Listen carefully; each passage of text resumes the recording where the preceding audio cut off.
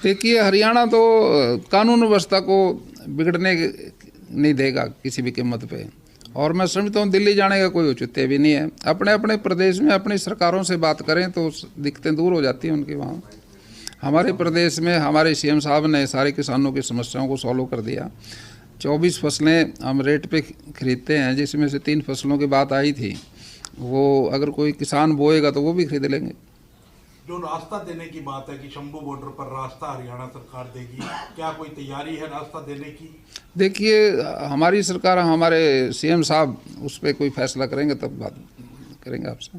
6 तारीख को किसानों ने दिल्ली कूच का ऐलान किया है, लेकिन 9 तारीख को प्रधानमंत्री भी पानीपत के अंदर आ रहे हैं, तो कहीं कोई आपस में कोई मतभेद तो नहीं होगा? नहीं, देखिए, प्रधानमंत्री जी की सुरक्षा का जिम्मा तो प्रदेश सरकार का ही है। हर तरह से सारी व्यवस्थाएं ठीक करना रखना वो तो करेगी सरकार।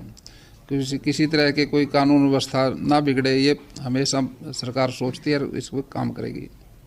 किसान कह रहे हैं कि एमएसपी नहीं मिल रहा है, उसकी लीगल गारंटी चाहिए। वहीं भूपेंद्र सिंह हुड्डा ने भी आज प्रेस वार्ता की, वो भी कह रहे हैं कि सरकार लीगल गारंटी क्यों नहीं देती। देखिए, मैं कहता हूँ लीगल गारंटी की बात जो कहते हैं, हमारी सरकार एमएसपी पे लगातार खरीद रही है। केंद्र सरकार सारी जगह गेहूँ खरीद रही है, पंजाब में भी हरियाणा में भी।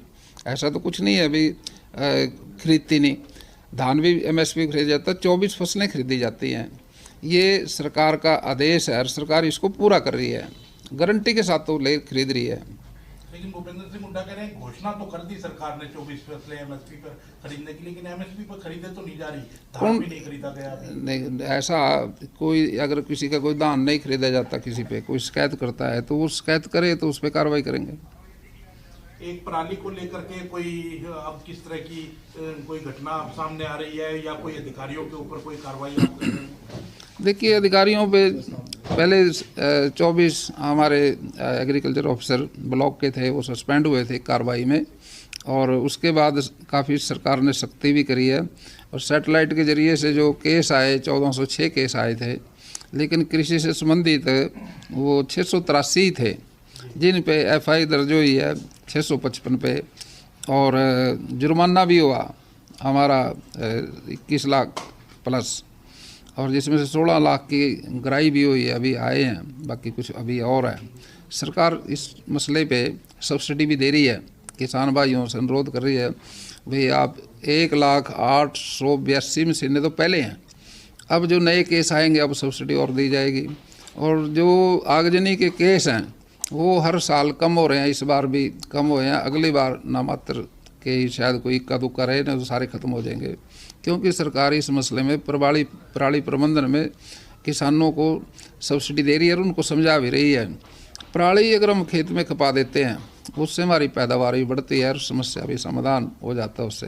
हमारी सरकार इस पे सुपर सीडर ट्रैक्टर पे भी सब्सिडी देने की बात अब सामने आएगी, तो किसानों को हम मदद करेंगे, अभी पराली ना जलाएं, उसको खेत में खपाएं। अब कई जगह से किसानों की ऐसी खबरें भी आ रही हैं कि उन्होंने अपना पराली का प्रबंधन किया, एथेनॉल प्लांट के अंदर लेके गए, उससे काफ़ी फायदा भी उनको हो रहा है।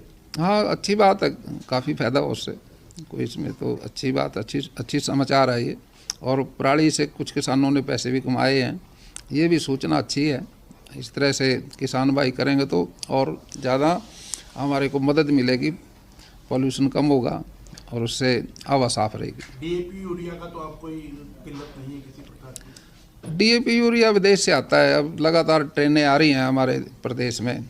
अभी गेहूं की बुआई तकरीबन अभी ख़त्म होने वाली है, अगर यूरिया की ज़रूरत पड़ेगी। यूरिया हमारे पे भरपूर मात्रा में है और डीएपी भी कोई कमी नहीं आने दी हमने इस बार। मंत्री जी, देश के प्रधानमंत्री और गृह मंत्री कल चंडीगढ़ में आ रहे हैं, क्या हरियाणा का भी कोई कार्यक्रम है या चंडीगढ़ का ही है? देखिए, कोई ना कोई प्रोग्राम चलता रहता है। प्रधानमंत्री गृह मंत्री जी अपने प्रदेश सारे देश के दौरे करते हैं, उसमें हरियाणा में भी आए हैं, उनका स्वागत है। 9 तारीख को प्रोग्राम की कैसी तैयारी है? 9 तारीख को पानीपत 9 तारीख को पानीपत में सबकी हमारी ड्यूटियां लग गई। हमारे सीएम साहब ने एक बैठक ली थी करनाल में, तो उसकी तैयारी है पूरी। ठीक है।